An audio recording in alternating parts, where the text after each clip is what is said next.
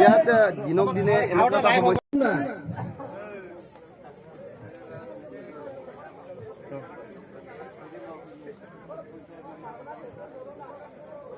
Modong kapa ngolo alaga ni jadi rempe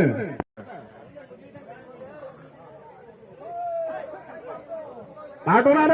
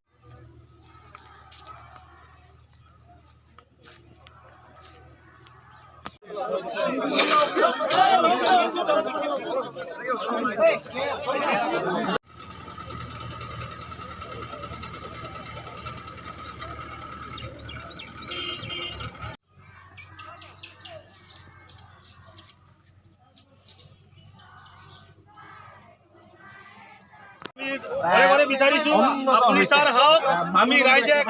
নোকোৱাকে আছো আমি কলৰ ৰোধ কৰিবৰ কাৰণে আপুনি আমাক নহালী গাঁৱত দেখা দিয়ক এমএছচি মানুহ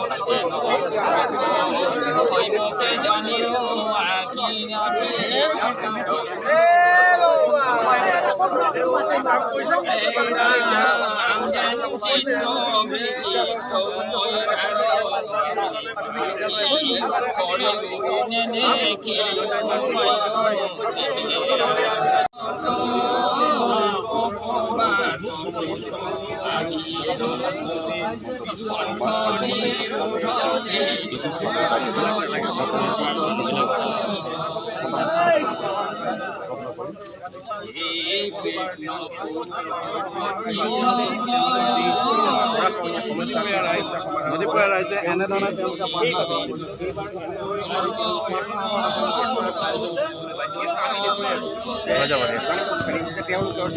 বিজেপি জিন্দাবাদ মামা আমাৰ আহিবই মামা আমাৰ আহিবই মামা আমাৰ আহিবই আহিবই মামা আমাৰ আহিবই মামা আমাৰ আহিবই ইয়াত আমাৰ 4-5 পুৰা মাটি আছিলে এতিয়া ঘৰাই নিয়াই লৈ গ'ল এতিয়া আমাক অলপ পিৰুজ হাজৰিকা ছাৰ আৰু আমাৰ মুখ্যমন্ত্ৰী এই হিমন্ত ছাৰে আমাক অলপ চকু দি চাব লাগিব আমাৰ এনেকুৱা ঘৰ টকা জগা সমস্যা আমাৰ একো নাইকিয়া হৈ গৈছে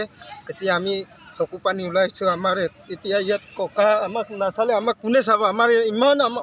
অসুবিধাত আমি চলি আছোঁ এতিয়া ছাৰে আমাক চাব লাগিব আমাৰ ইমান কষ্ট কৰি তামোল ৰুইছিলোঁ এতিয়া ঘৰাই লৈ গ'ল মোৰ মানে ইমান কষ্ট পাইছোঁ আমাৰ ককা ইয়াত এই আইতা চব মৰি গ'ল আমাৰ ইয়াতে আমাৰ জন্মভূমি মাটি এতিয়া আমাৰ মাটি এডৰা নাইকিয়া হৈ গ'ল এতিয়া ছাৰে আমাক চাব লাগিব হিমন্ত ছাৰ আৰু আমাৰ পিৰুজ হাজৰিকা ছাৰে আমাক নাচালে আমাৰ কোনেও ইয়াত চোৱা মানুহ নাই মই এতিয়া মোৰ ছোৱালী পঢ়ি আছে চায়েন্সত মোৰ ছোৱালী চায়েন্সত পঢ়ি আছে মোৰ এতিয়া হাজিৰা কৰিম নে কাম নে ঘৰ বনাম নে মোৰ এতিয়া সমস্যা হৈ গৈছে ছাৰে আমাক ইমানে মই ছাৰৰ আৰু পীযুষ হাজৰিকা ছাৰ আৰু আমাৰ হিমন্ত ছাৰৰ লগত মই ভাষণ দুষাৰমান গাই কিনে ছাৰক নমস্কাৰ কৰিছোঁ। মোক চাবই লাগিব, আমাৰ ঘৰ বাৰী নাইকিয়া হৈ গ'ল, পৰিয়ালবিলাক ইয়াৰ পৰা বহুত আহোঁতত গুচি গ'ল, সেইটোকে কৈ কিনে মই কিবা কৰিছোঁ আৰু নমস্কাৰ কৰিছোঁ। আপুনিও ঘৰ হয়, আজি আমি ইয়াত আন্দোলন কৰিবলৈ আমি ইয়াত গোট খোৱা নাই। আজি এটাই কথা, আমি চৰকাৰক দৃষ্টিগোচৰ কৰিবলৈ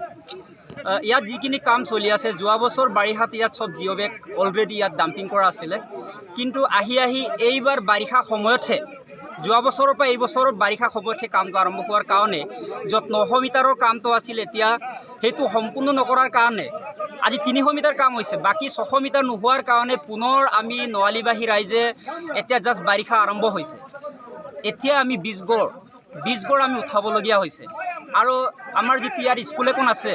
ওচৰতে, আজি এই স্কুলৰ ল'ৰা ছোৱালীও আজি প্ৰাৰ্থনা কৰিবলৈ ওলাই আহিবলৈ বাধ্য হৈছে। সেইকাৰণে আমি চৰকাৰক দৃষ্টিগোচৰ কৰিছোঁ, আমি অনুৰোধ কৰিছোঁ, বিশেষকৈ আমাৰ পিতৃস্বৰূপ মুখ্যমন্ত্ৰী হিমন্ত বিশ্ব শৰ্মা ডাঙৰীয়া, আপুনি আহি আমাক পৰিদৰ্শন কৰক, আমাৰ এই কাতৰ আহ্বানক আপুনি ৰক্ষা কৰি আমাৰ জেগাত খন্তেক আমাক দেখা দিয়ক। কাৰণ আমি এতিয়া ক'ত থাকিম? বাৰিষা সময়ত যদি গড় উঠাবলগীয়া হয় তেতিয়াহ'লে আমি ক'ত থাকিম? আৰু যি আমাৰ এই এৰিয়াটোৰ কাৰণে ইয়াত অলপ ওখ জেগা আছিলে, এইটো যদি গড়াই কহায় তেতিয়াহ'লে আমি জলাশয়ত গড় বনাব লাগিব। ইতিমধ্যে বনাবলগীয়া হৈছে, জেগা নাই। আমি বাৰিষাত অলৰেডি ইয়াত বাৰিষা হয়েই, এতিয়া জলাশয়ত বনোৱাৰ পাছত গড় আমাৰ ঘৰবিলাকত মূৰচলৈ পানী পাব। গতিকে আপুনি অনুগ্ৰহ কৰি আমাৰ কাতৰ আহ্বানক ৰক্ষা কৰি আমাৰ জেগাখনক পৰিদৰ্শন কৰিব বুলি আমি বিশ্বাস ৰাখি আমি কৰজোৰে প্ৰাৰ্থনা কৰিছোঁ। এইটো কাম